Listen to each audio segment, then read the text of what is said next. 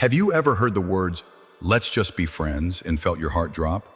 It's a sentence that shatters many men, not because it's cruel, but because it hits where it hurts most. Our worth, our hopes, our pride.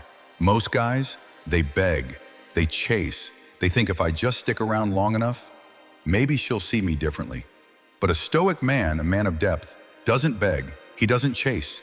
He chooses to control the one thing he truly owns, himself. And that's exactly what this video is about. If she puts you in the friend zone, don't try to change her mind. Change your life. Transform yourself into the kind of man who doesn't need her validation because he knows his own value. Remember what Marcus Aurelius said, "You have power over your mind, not outside events." Realize this and you will find strength. So today, I'm not here to teach you how to get her back. I'm here to help you become the kind of man who no longer needs to. Let's begin. Let's be honest. Most men, when rejected, fall into a trap. They believe that if they try harder, say the right things, prove their worth, she'll eventually change her mind. But that's a dangerous illusion, because love, like respect, cannot be forced. It must be given freely, or it's not real at all. Seneca once wrote, "He who suffers before it is necessary, suffers more than is necessary." And that's what many of us do. We suffer not from what is, but from what we wish things were. So here's the truth. Accept where she stands, but do not let it define you. Don't resist the reality. Own it, learn from it, and then rise beyond it. You are not a man diminished by rejection. You are a man sharpened by it. And when you detach from the outcome, when you stop chasing her approval, something powerful happens. You begin to reclaim your own. When she pulls away, most men wait. They linger in the background, hoping, watching, thinking time will change your heart. But you're not here to wait. You're here to rise. Stepping back isn't surrender.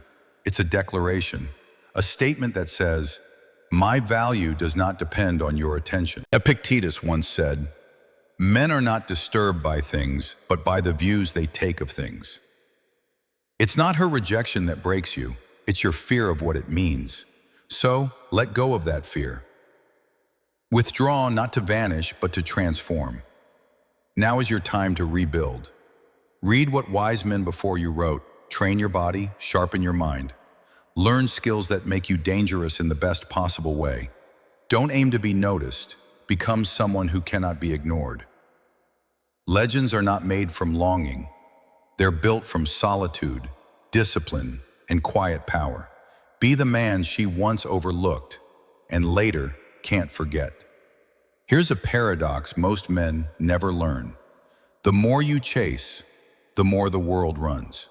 But the moment you stop needing, it starts offering. That's the silent magnetism of indifference. A man who walks away doesn't seem desperate. He feels complete, and completion is power. Marcus Aurelius said, "You have power over your mind, not outside events." When you understand this, you stop reacting, you stop seeking, you simply are. And that being, that calm, still, unshakable presence, it draws people in, not because you tried, but because you no longer needed to. Women, like life, cannot be forced.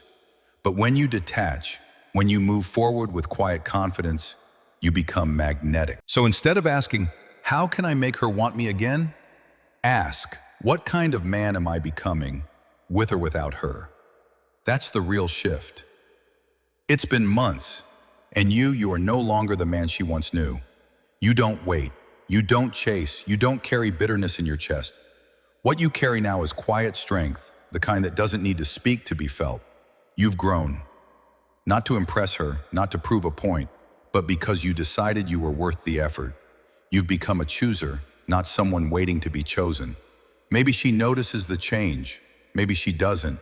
But here's the truth, you no longer care. Because the real victory was never about her coming back. The real victory was you coming home to yourself.